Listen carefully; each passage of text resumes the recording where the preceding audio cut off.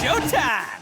Today I'm going to be doing some wishful thinking and doing what a Twitter user suggested to me in my DMs and making a new C7 for every single character. Well, just the 5 stars, because making a constellation for a 4-star is so much more difficult. You actually have to consider balance, and almost everyone is eventually going to get them someday, whereas a C7 5-star, almost nobody is going to get that, except unless they're really dedicated to a character. Or obviously a whale. In any case, this premise is very simple, so let's just get right into it. Starting off with Kaching. Performing a plunging attack after recasting Stellar Restoration, her elemental skill triggers a weaker copy of Starward Sword to activate, dealing 50% of the ability's original damage, and this can only activate once every 10 seconds. Manually aiming Kaching's skill and flying up in the air with it is something that can be pretty useful for exploration, but in actual combat, it was never really something you did unless you were trying to aim for like a Ruin Guard eye, and really that's just kind of for style points in most situations. This would also add a lot of extra power to aggravate teams due to all the extra multi-hits it would cause. Chi-Chi. Enemies marked by the Fortune Preserving Talisman will become zombified and linked to your party, causing all healing done to your party to also be done as physical damage to enemies marked by the Fortune Preserving Talisman. I have always loved the idea of zombification in video games. The idea of just healing an enemy to death because they're undead is a really cool thing, and honestly, thematically I obviously see the problems with it. You know, Chi-Chi is herself a zombie, so by that logic, should she not be hurting herself with her heals? But I don't care. I just think this is a particularly fun idea for her to have. Mona. Now, Mona already has some constellations that try to gear her towards being a DPS. So what I would like to do is lean even more into that. So her C7 would read as Mona's charge attack extends the duration of the Omen debuff by 2.5 seconds up to 3 times for a maximum duration of 12.5 seconds. Additionally, Mona's charge attacks against an enemy with the Omen debuff will deal 50% increased damage and refund 25 stamina. With the extra Omen duration and the refund of stamina, this will hopefully allow Mona to be more of an on-field DPS if you so choose to play her in that playstyle. Jean. Allies standing within the Dandelion field created by Dandelion Breeze will have their movement speed increased by 35% and an additional 5% for every 2 seconds they stay within the field. Upon leaving the field, the buff lasts for 15 seconds. Jean's C2, 4, and 6 already lean towards her being a support, and with her C2 already giving attack speed and movement speed, I wanted to lean into that a little bit more in the movement speed department. Particularly when you're using units like Sino or Razor, one of their biggest drawbacks is actually just getting around the field in a timely manner that doesn't drain their stamina completely, so having increased movement speed will actually help that quite a bit. Diluc. After using Dawn, Diluc's charge attack becomes a fiery tornado, increasing its range by 150% and gently pulling enemies towards him. During this charge attack, Diluc's movement speed is increased by 35%, and the interval time between each charge attack is reduced by 50%.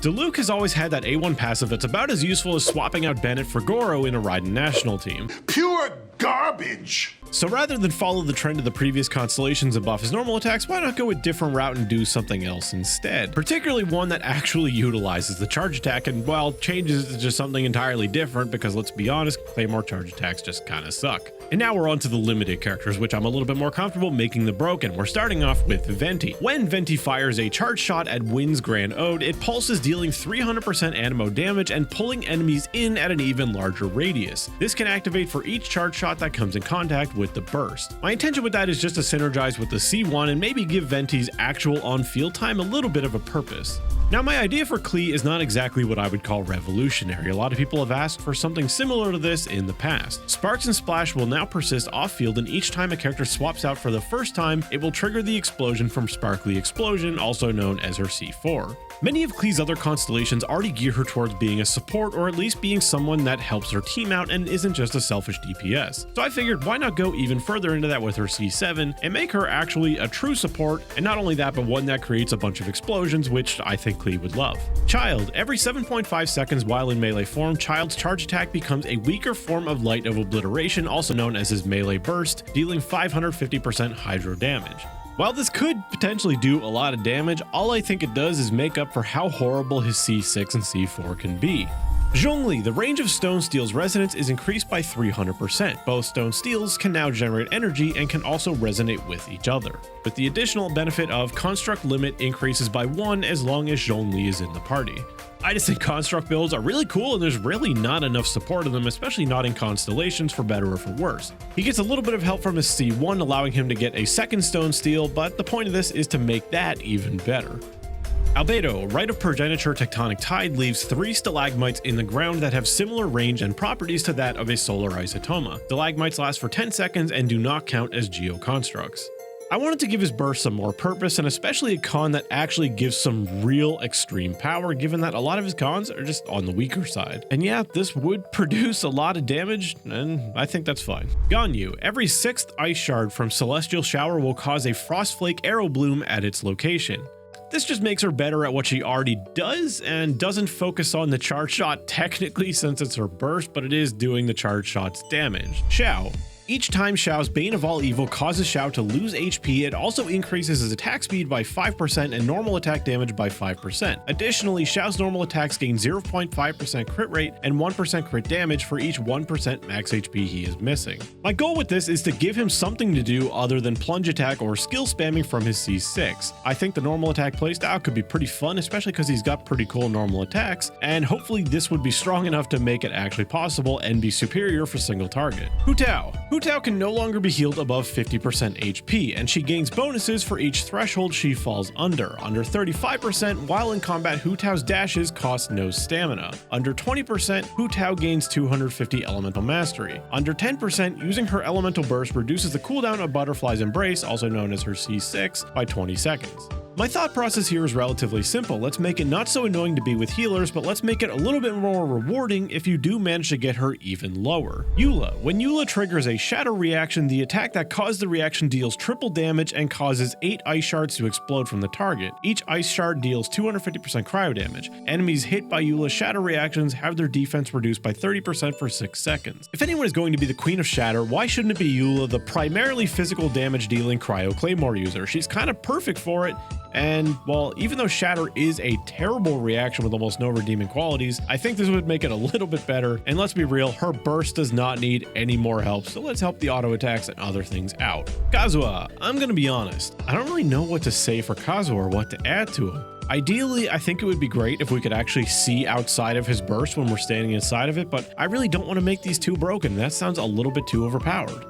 Maybe when he got his infusion from his C6, maybe if his attack range got increased dramatically, so it's similar to something like Ayato, so he could actually be, I don't know, a little bit more powerful on field. I truly don't know. It seems weird to give a unit that basically has everything already, even more stuff. If you have better ideas, put them in the comments. Ayaka, I warn you, this is incredibly silly, but I think it sounds really fun. For 6 seconds after casting Kamisato Art Sumetsu, Ayaka's dash turns her into a copy of the Snowflake Storm created by Kamisato Art Sumetsu. This attack deals the same damage as the Elemental Burst, and you're allowed to move around freely. As I said, incredibly silly, but I didn't really know what else to give her, and that was an idea that popped in my head. I was like, yeah, this sounds fun, and why not? Yoimiya. So here I looked at the C6, and I was like, yeah, this causes some issues with your vape rotations and causes you to change things up a little bit, and it can be a little bit random. So I figured, why the hell not just say, to hell with vape, let's go pure pyro. And honestly, I think that sounds pretty on brand for Yoimiya. So it reads as Yoimiya gains a bonus for every other pyro member in the party. Yeah, I'm copied a little bit from Goro.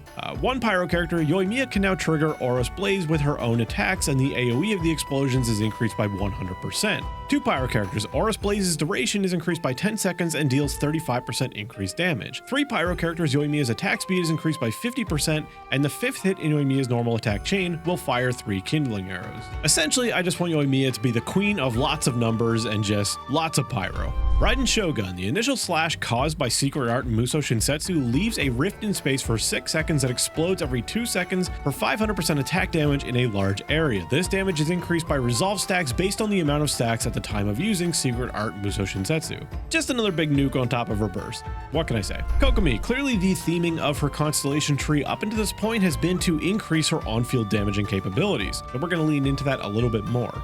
When using Karage's Oath, a second Bake Karage is summoned that follows the active character and heals with 50% effectiveness. While donning the ceremonial garment created by Nereid's Ascension, the second Karage will mimic Kokomi's attacks, dealing the same damage but providing no additional healing through these attacks. Obviously, her healing does not need much help, but this would provide a little bit and, more importantly, mobile healing that you're not tied down to one specific location on the ground. You'd also have access to mobile Hydra application with the second Karage that follows you, and also just more Hydra application through applying applying more auto attacks. Presumably this would also proc the C1 as well.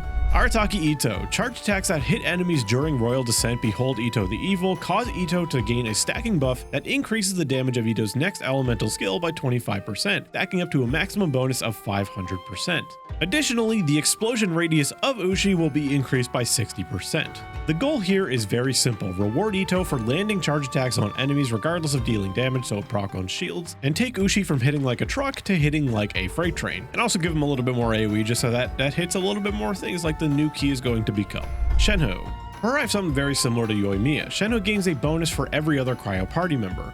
One cryo character. For 10 seconds after using the held version of her skill, party members will have their attack speed increased by 25%. Two cryo characters. Any crit rate above 100% is added as crit damage when damage is calculated at a 1:4 ratio. Three cryo characters. Skill cooldowns of all party members are decreased by 35%. The two cryo bonus allows you to basically build a freeze team, but benefit from the massive amount of crit you have even if your artifacts aren't exactly geared for it, and in fact would encourage the opposite and allow you to maybe focus more on crit rate because it's going to be more valuable than crit damage. Having completely mono cryo would allow you to do even more quick swapping and also just lower the cooldown of Shenna's skill as well, which basically the reason why you're building this party. Yaimiko. Yaimiko's elemental burst no longer destroys her Sessho Sakura, which are the totems created by her skill, and instead causes them to go into a frenzy, increasing their attack speed by 100% for the remaining duration. This rewards both aspects of her kit, and more importantly, it might actually generate quite a bit of damage by just freeing up so much field time, as well as increasing the damage and electro application of her totems themselves.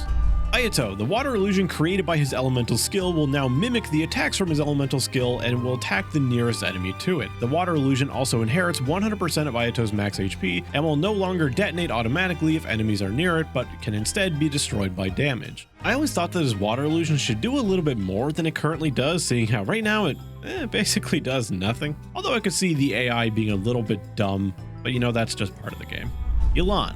Death Clarion's dice duration is increased by 5 seconds. The passive talent Adapt with Ease is changed to this. So long as Exquisite Throw is in play, your own active character deals 1% more damage. This increases by a further 7% damage every second. The maximum increase of damage dealt is 50%, and refreshing Exquisite Throw before the duration ends maintains this buff at maximum strength. So basically the damage bonus accrues twice as fast, up from 3.5 to 7%, and now because of the increased duration and the change to wording at the very end, it can now maintain its full bonus forever as long as you keep getting your burst back. Tignari. The buff caused by his elemental skill will cause the next 3 Wreath arrows to fire a second Wreath arrow. All I wanted to do was make him fire even more arrows, but not eat up more field time than he had to. I feel like his strength is doing his DPS very quickly and then being able to swap off, so I didn't really want to intrude on that in any way. Cyno. When dashing towards an enemy during Pax Horn Path Cleaver, Cyno will go twice as far and expend no stamina. Dashing this way causes a Duststalker bolt to fire at up to 3 nearby enemies.